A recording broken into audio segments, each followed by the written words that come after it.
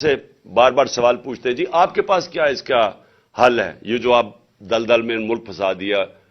تو حل یہ ہے کہ پاکستان کو ایسے چلانا پڑے گا جو آج تک ہم نے نہیں چلایا. ہمیں وہ سٹیپس اٹھانے پڑیں گے. ہم نے کبھی رول آف لا اسٹیبلش نہیں کیا. مارشل لا آتا ہے تو وہ قانون توڑ کے آتا ہے. اور یہ جو دو خاندان ہیں ان کی مجبوری ہے اداروں کو کمزور کرنا، کیونکہ یہ چوری نہیں کر سکتے. اگر آپ کے ادارے مضبوط ہوں یہ چوری کیسے کریں گے؟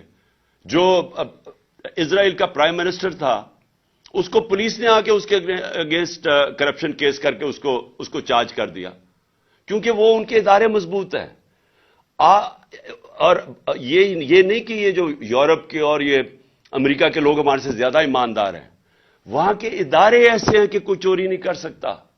وہ اداروں کا خوف ہے ان کو. یہاں آتے ساتھ ہی سب سے پہلے تو ادارے ختم کیے. ہم نے اداروں کے اندر میرٹ لے کے آئے. انہوں نے آتے ساتھ ہی پہلے ایف آئی اے ختم کی، کیونکہ شہباز شریف کے کیسز تھے اربوں روپے کے، اس کو ختم کیا. اس کے اوپر آدمی اور اس کا اب صرف کام ہے پولیٹیکل وکٹمائزیشن. پھر انہوں نے نیب ختم کی، اس کے ٹی ٹی کے کیس تھے اور ان سارے چوروں کے کیسز تھے. ساروں نے اپنے کیسز امینڈمنٹ نیب کر کے ختم کیے. اور انہوں نے وائٹ کالر کرائم پکڑنا ناممکن ہو گیا آج پاکستان میں. جو نیب امینڈمنٹس کیے ہیں آپ پکڑ ہی نہیں سکتے وائٹ کالر کرمنل.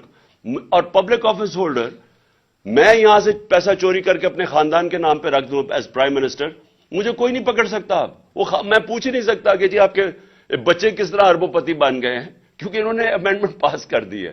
اوپر سے میں یہاں سے پیسہ چوری کر کے باہر بھیجوں اور پتہ بھی چل جائے کہ میں نے باہر ایک، جس طرح اسحاق ڈار کے پورے دبئی کے اندر وہ ٹاورز ہیں $100 ملین کے، پتہ ہی نہیں چل سکتا. میں اگر کہوں کہ جی وہ دبئی سے انفارمیشن آ رہی ہے $100 ملین کے ٹاور ہیں، انہوں نے کہا جی باہر سے جو ایویڈنس آئے گی وہ ان ایڈمیسیبل ہے. یعنی کہ آپ نے لائسنس دے دیا بڑے چوروں کو.